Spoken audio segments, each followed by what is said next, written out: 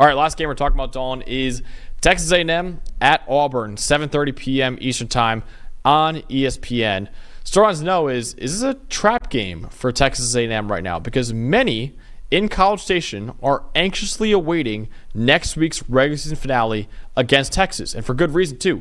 These are two arch rivals from their days back in the conference they were in before together. I think they're in the Big 12 together for a little bit before that.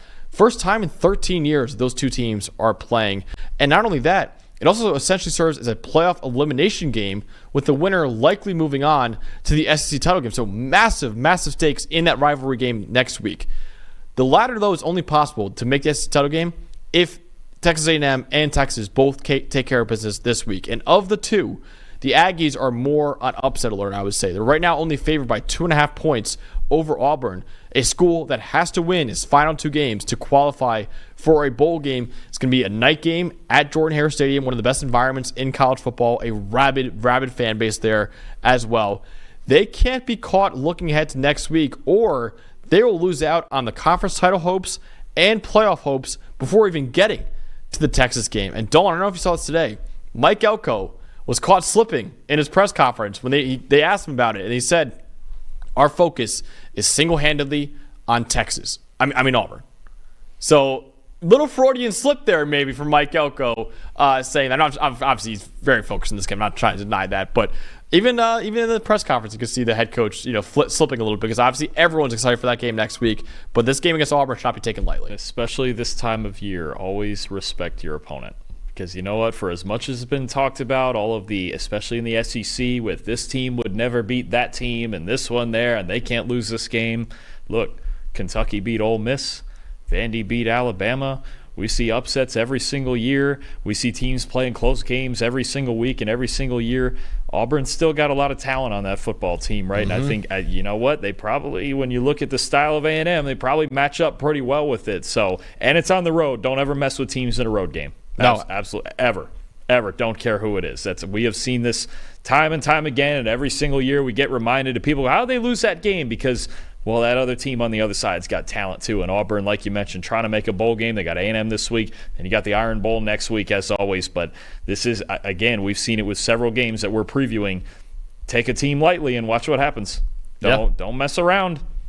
It's only 2 weeks left. You can't mess around. And you don't have time to make up for it. I don't know what in the world would happen if – it's not a scenario that's probably going to happen. But if A&M were to lose to Auburn and turn around and beat Texas, then I don't know what the hell would happen. But, no, you just – that's what it is, especially in November when teams got – what does Auburn have to lose?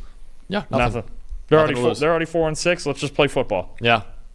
No, and they're fighting for a bowl game too. I know they play Alabama next week as well, but they're fighting for a bowl game as well. And I'm just telling you now, Dolan, if they end up winning this game – the Auburn social media team is going to put up historic numbers using that quote from Mike Elko, being like, oh, want to overlook us now, huh? Yeah, I think that is going to be really funny to see if they actually end up pulling it off. But, Dawn, if they pull it off, what they got to do offensively to win this game? Okay, we're gonna sound like two people just mirroring each other, like usual, probably. But Auburn wants to run the ball to win, okay? Peyton Thorne, it's not great. Against Power 4 teams this season, he's got a 71 passing grade with 9 touchdowns and 7 interceptions. That's just kind of where we're at. That's Peyton Thorne. He's going to be a placeholder for a team with a good running game. And he's got good receivers, Cam Coleman, Keandre Lambert-Smith, and those guys on the outside. But at the end of the day, Auburn wants to run the football, and they want to run it with Jarquez Hunter, who's had a really good year, 84.7 rushing grade, got over 1,000 yards, 7 yards a carry on the season. I'll take that any day of the week. He gets 7 yards a carry in this game. Probably going to win the ball game. Let's just face it. 47 missed tackles, 4.5 yards after contact per attempt. That's a top 10 mark in the country. This is one of the better backs in the country, and a guy, because of Auburn's record, we haven't got to talk about a whole lot. Now, is a heavy chunk of his yardage in 3 games against New Mexico, Kentucky, and Louisiana Monroe? Yeah, kind of. It's like a little over half his yardage right there. He had 278 rushing yards against Kentucky. That's just ridiculous. But, I think what it is for him is you can see he's really good because he's had to kind of work through a mediocre offensive line against Power 4 teams. Their offensive line is a 64.5 run blocking grade, very much middle of the pack, right? But look, if they can ride Hunter and they can get enough play action from Peyton Thorne and just avoid the mistakes with Peyton Thorne, really, then they can play the kind of gritty game that you probably should play against Texas A&M. You got to be physical, you got to run, you got to stop the run, right? We saw this. We saw Texas A&M in a similarly styled game. Now, I'm not saying Auburn is as good as South Carolina, but in a similar kind of matchup, South Carolina was the more physical team and went out and dominated Texas A&M, which is a big deal. Now, you do have to fight with this defensive line, right? Nick Scorton, Shamar Stewart, Shamar Turner. This defensive line has the third best run defense grade in the country, behind, I think it's Ole Miss and Michigan that they're behind. That's how good they've been in run defense. So at that first level, can Auburn's offensive line do enough? Can they create enough space for Hunter to operate?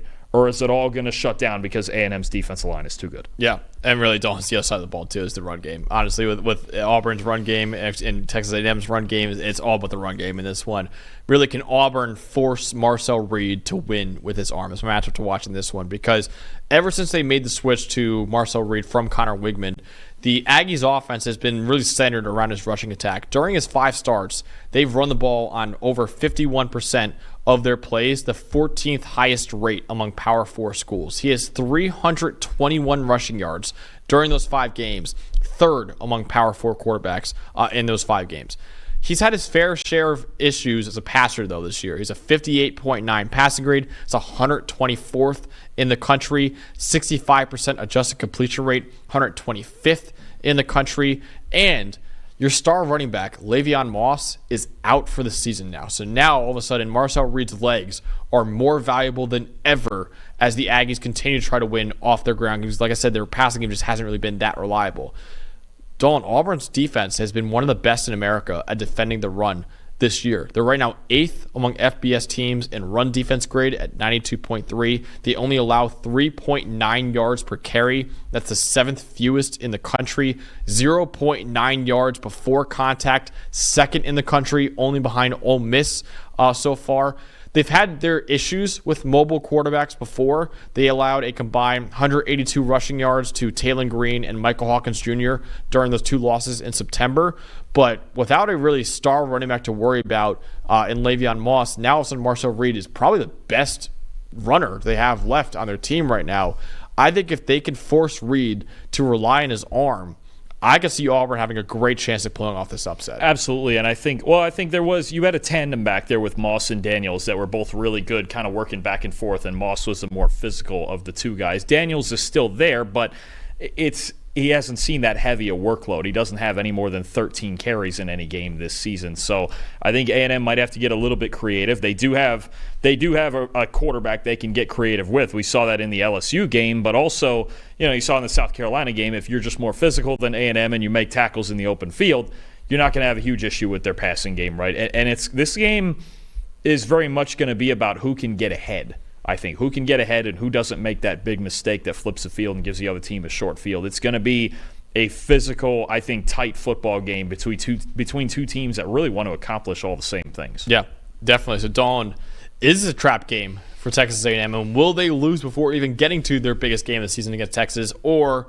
will they take care of business against Auburn? I think they find a way. I think more so maybe than take care of business. I think they find a way. I've got A&M 23-16. It's going to be defense. It's going to be running the ball, and it's going to be about which quarterback can avoid mistakes when they're asked to throw the football. I'm not sure either of them throws the ball more than 20 times in this game, and I don't think either of them probably should throw the ball more than 20 times in this game. But the unit I trust the most in this game is Mike Elko and Texas A&M's defense, and that defensive line.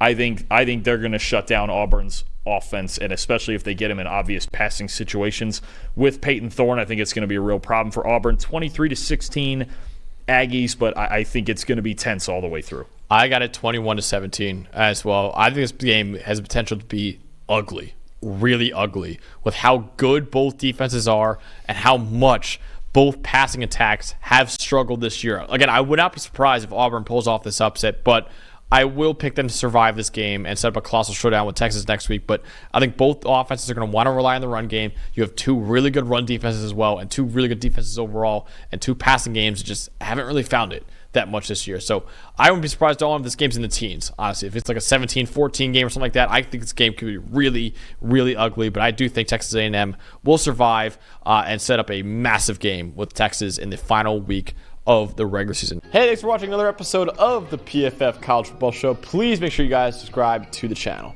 Also, subscribe to PFF Plus at subscribe.pff.com for all of the same data and grades that we use in our show, plus fantasy tools, betting tools, and our mock draft simulator.